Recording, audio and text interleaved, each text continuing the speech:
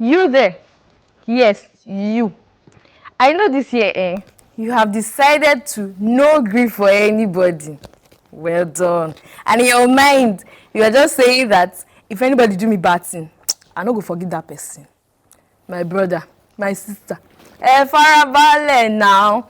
Even God, if God go reach, think like that. You know, self, be self, you no go for day here. You know, but that brings us to the topic of our discussion. No?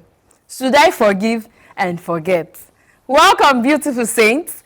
This is Catholic Faith Forum. I am Evelyn, and on today's episode, we shall be talking about should I forgive and forget? When we return from this short break, we'll be meeting our guests. We'll be right back. Stay with us.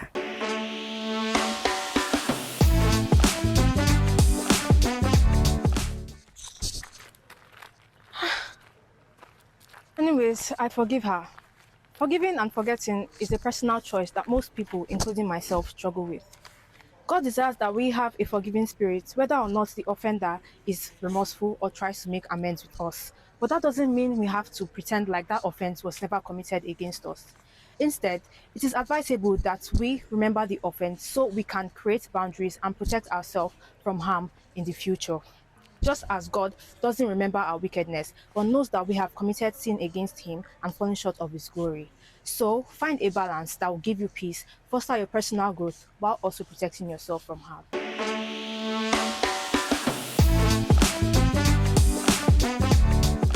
Welcome back, Saints. If you're a first-time viewer, this is Catholic Faith Forum. I'm Evelyn, and our subject of discussion today is, should I forgive and forget? Deep, right? It's my utmost pleasure to introduce you my very special guest in person of Reverend Eric Aboagye. Fra Eric, it's good to have you here. Thank you. Welcome. Thank you. Okay. Reverend Eric Aboagye is from Kumasi, Ghana. He enjoys reading, plays volleyball. He has 3 siblings, and he is the second child. He's currently assigned to St. Dominic's, Yaba. Woo! You're very much welcome, Prior. Thank you. Just before we go right into our discussion, I would like to know what is welcome in the Ghanaian language. That is in Chi. We have many dialects, so Okay. in Chi is Akwaba. Okay, in Chi, Akwaba is welcome. Yes. All right. So my viewers and I, we are telling you Akwaba. All right. Our Ghanaian language is something that when I hear it is unique in its own. It's unique and... Yeah, I agree. It is unique. all right. So let's get to it. Forgiveness. I'm very sure that it's not what we are hearing for the first time. But some people watching us right now want to really know if it is possible, if they can forgive and forget maybe something that someone has done to them. So what is your own definition of forgiveness?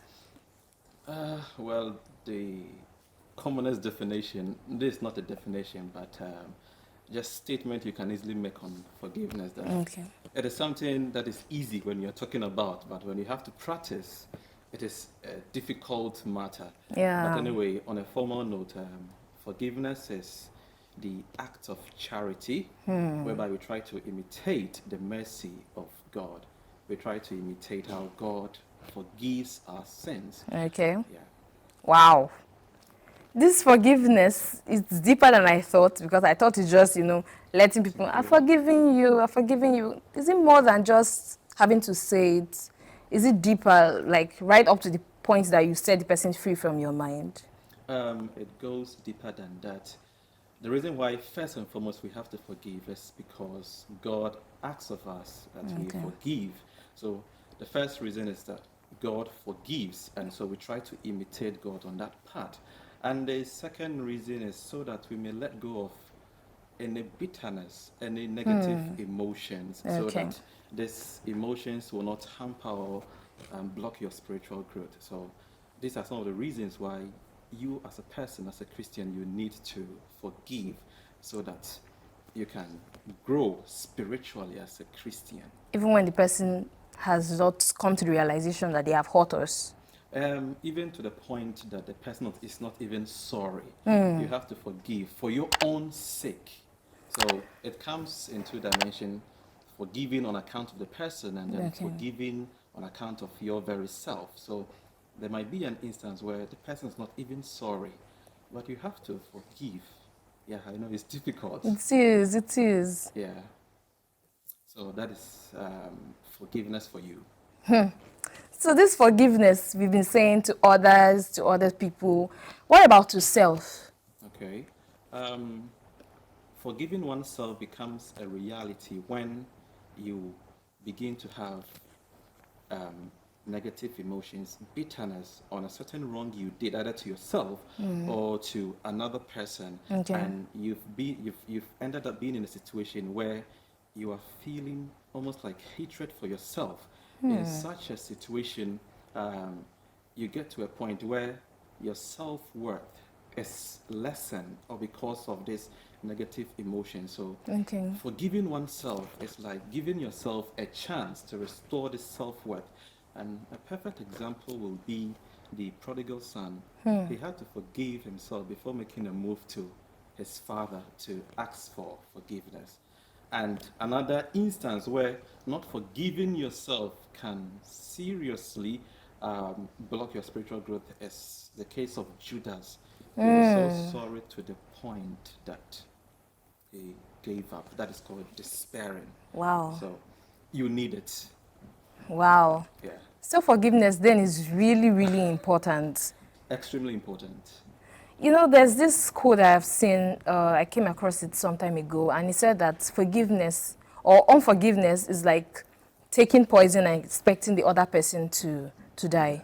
Do you agree with this? Well, taking poison, I will not totally agree to that. Okay.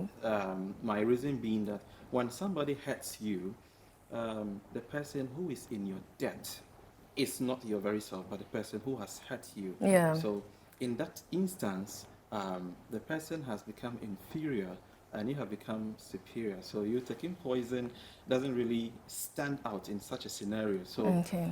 but the instance where not forgiving will hurt you is when the idea of taking revenge is dominating your thoughts. Okay. And scripture gives instances where you're not to take revenge. Like, for example, Proverbs chapter 20, verse 22. It says that do not take it upon yourself to repay the wrong. Trust in the Lord, and He will make it right. So, if you do not forgive because you want to take revenge in such a scene, you will not be helping yourself. Wow. Yeah. Wow, but you know what? Let's take a break. All right, let's take a break. Let's find out who the saint of the week is. We'll be right back.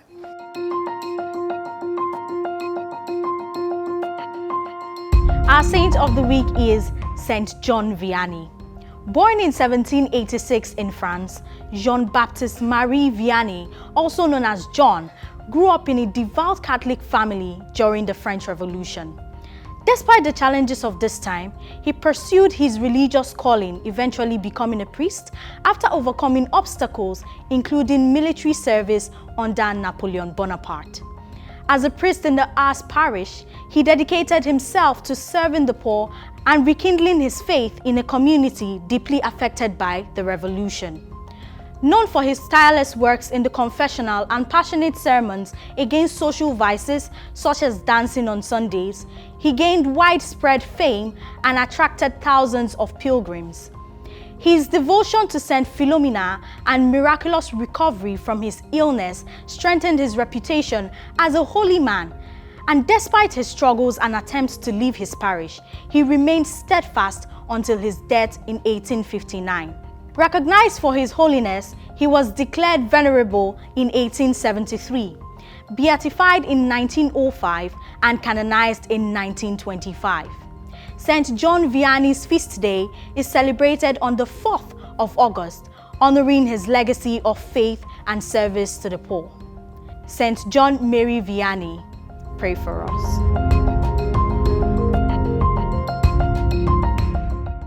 Welcome back, Saints. Our discussion is still centered on should I forgive and forget?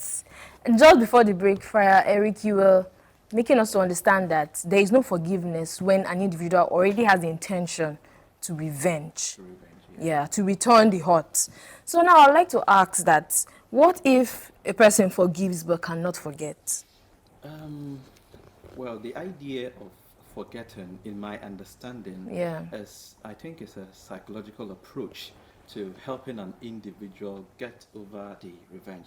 If a person can forgive and not forget and remember the hurt done to him or her Yes. without having any bitterness, the person is good to go. Because there is no such thing as divine amnesia, that is totally erasing what has happened from your memory. Yeah. As I said, I think it's a psychological approach to not be consciously thinking about what somebody did to you. So if you're asked to forget, it's like, friend, to not be having these emotions or these negative emotions or bitterness. Okay.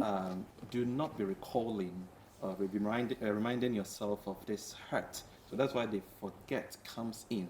So if a person forgives and is not able to forget, Yeah. and in recalling or reminding himself or herself of the hurt done to him or her, she feels no bitterness, then Okay. the person is good to go. But do you not think it is harder to, forgive someone we love?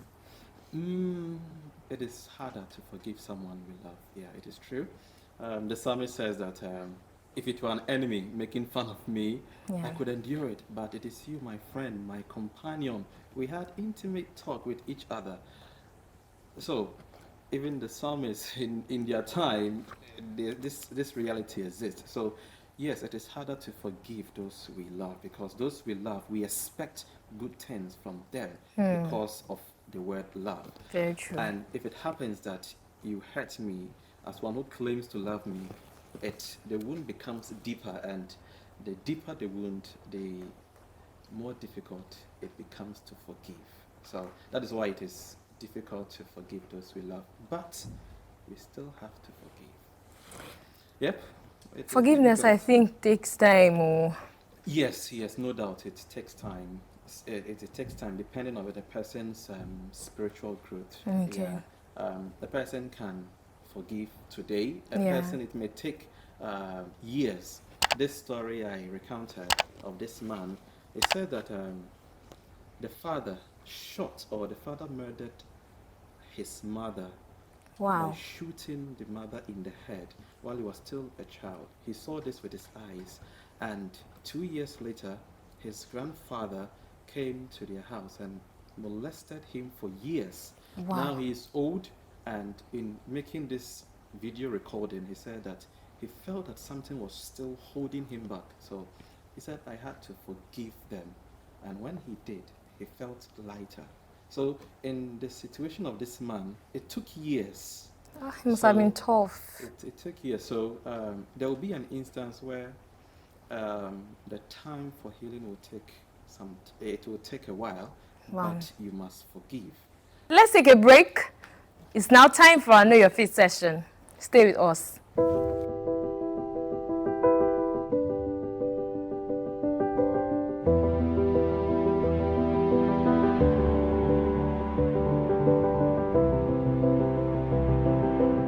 In a past season of the Know Your Faith series, we learned about the power of the rosary. Now, before I go on, please, if you've not watched that episode, pause this one first. Go on YouTube and search The Power of the Rosary, Dominican Media. Sit down and watch it. Because we learned in that video that through Saint Dominic and Blessed Alan de Rupe, our Blessed Mother Mary made 15 promises to those who say the rosary every day. Now, 5 of them were treated in that episode, and we'll be treating another 5 of them today. Now, so you see what I mean when I say you should pause this one first and go and watch that one.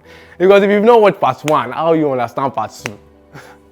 Alright guys, the first promise we'll be looking at today is that 1. The recitation of the rosary will cause virtue and good works to flourish. It will obtain for souls the abundant mercy of God. It will withdraw the hearts of men from the love of the world and its vanities, and will lift them to the desire of eternal things. Oh, that souls would sanctify themselves by this means.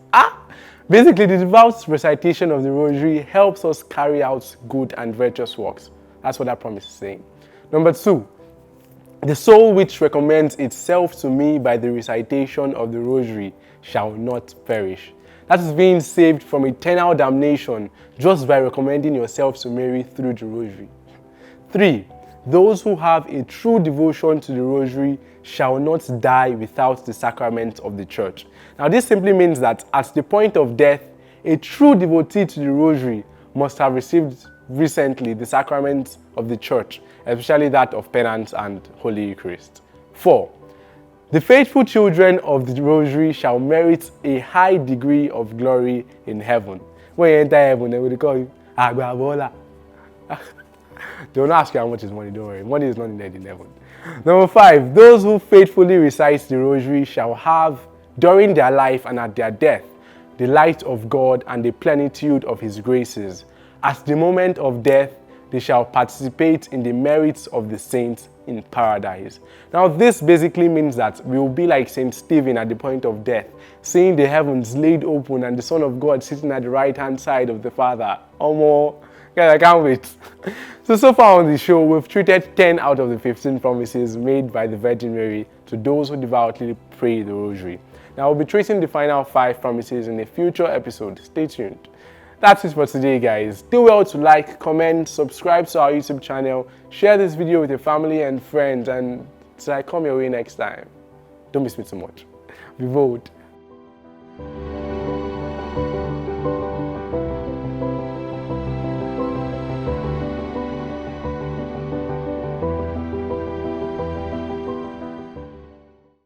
Welcome back. Our discussion is still, should I forgive and forget? And just before the break, for Eric, you were making us to understand that forgiveness is a must. It might take time, but it is possible. So I'd like to ask you that, is excusing the person of the hurt they have done to me a form of forgiveness?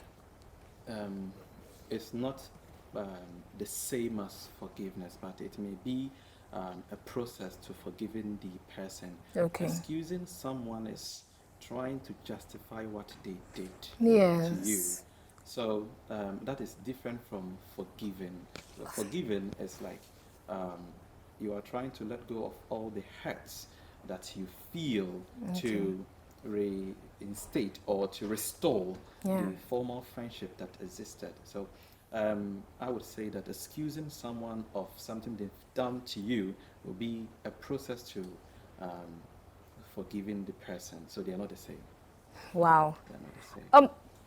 Fred, this is actually from a different perspective, because I believe that when I try to justify a friend who has hurt me, like saying, if I'm in their shoes, maybe they have done worse, or maybe they are just stressed out, stuff like that. Maybe they didn't really take it too seriously. Maybe they are under so much pressure. Sometimes I feel lighter, like it makes me, I tend to remember it less.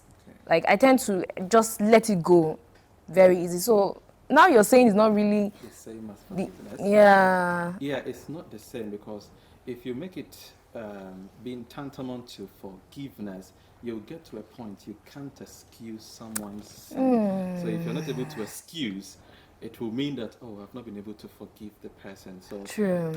Excusing someone will have a limit, but forgiveness, in all instances, There's no having. you are to forgive. Yeah.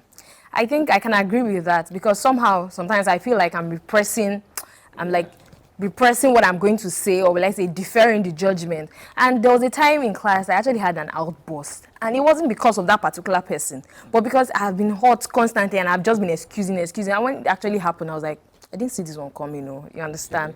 Okay, so let me ask that, for a person that is quick-tempered, how will such a person handle forgiving other people and at the same time trying to control their anger? Well, the question is interesting.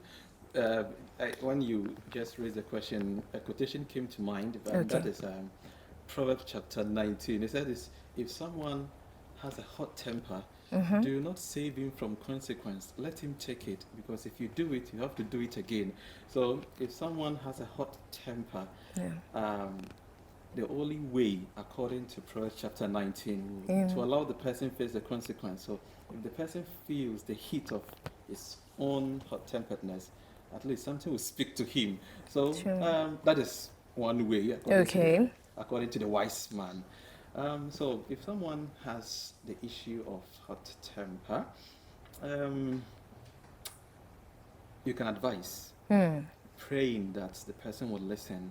Another significant action you can take is to pray for the person. Okay. One way or the other, God is the only one who can touch the hearts of people. Yeah. The wise man says that the heart of a king is in his hand, and wherever he wills, he places it. So True. God is the only one who can touch people's hearts. So you can do best by praying for those persons. Okay. Or you can allow them to take the consequence. I've heard of things like you can actually stay away from the scene, Okay. like going away or stepping out so you don't do something terrible. Some people say count up to 10 before you say or you react to things, trying to like control your anger or, you know, presenting your reaction in the best way. But this thing about forgiveness, would it not be that the person is trying to condone the sin? Okay, that is, if I forgive, Yes. If a will person. I not be condoning the sin of this person? Yes. Well, it appears so, but that is not the end of forgiveness. The end or the end of forgiveness is, as I said, to be able to imitate God and to also rid yourself of all these emotions which may not be good for your spiritual growth. But it only happens that you may be condoning a particular sin because you are constantly forgiving this person, but that is not the case. As I quoted Proverbs chapter 20, you do not take it upon yourself. There are times you feel that I need to take revenge. I need to show this guy pepper so that he would know how his own medicine tastes. But your scripture has not given us that permit to take judgment into our hands and then repay wrongs done to us. God is the judge, so God will handle the situation. Yours is to forgive. Wow. Yeah. Okay, let me ask this. How can a person know that they are forgiven? That is. What's that mark or that sign or that way they will feel that, okay, yes, I've truly forgiven this person? Okay, so it's coming from, that is, the one who is supposed to forgive. How do I know that truly indeed I have forgiven this person? Yes. Okay. One easy way, if you could remember earlier on, I said one of the goals of forgiving another person is so that this resentment, indignations, you will get rid of them and nothing will hamper or block your spiritual growth. So if you realize that, okay, this person who offended me, before forgiving, anytime I see this person, I am filled with rage. And now you are just yourself, you are okay, that could be a sign, or that will be a sign of forgiving that person. So it will mean that if you still see this person and you are having this resentment, this anger issue, you still have a way to go. I know that time is not really on our side, but this question is important because there might just be one person who is listening to us. There are times that it's just one particular person that has hurt us, like someone that we love, maybe our parent or a sibling, or maybe someone we have had a close relationship with. Such persons, when they hurt us, without taking it to the other people. So how would you advise an individual who has found themselves in such situations? How can they handle it such that, okay, my boyfriend broke up with me, I'm not dating again? Okay. Do you understand? Or my father hurts me, I will not get married. Do you understand? So when people come to such conclusions, what would you advise them to do? In an instance where you feel that this action which hurt you is going to repeat itself if you try it with another person, that ideology won't be helpful because it has a way of, barring your progress. For example, this guy hurt your feelings so deeply that you feel that all men are the same. If you do that, probably you are just blocking your way to marriage. That is not the only instance, but there are several instances where if you take this road, you will certainly be blocking your progress by saying that all men are cheats, but there are other guys too who are genuinely good.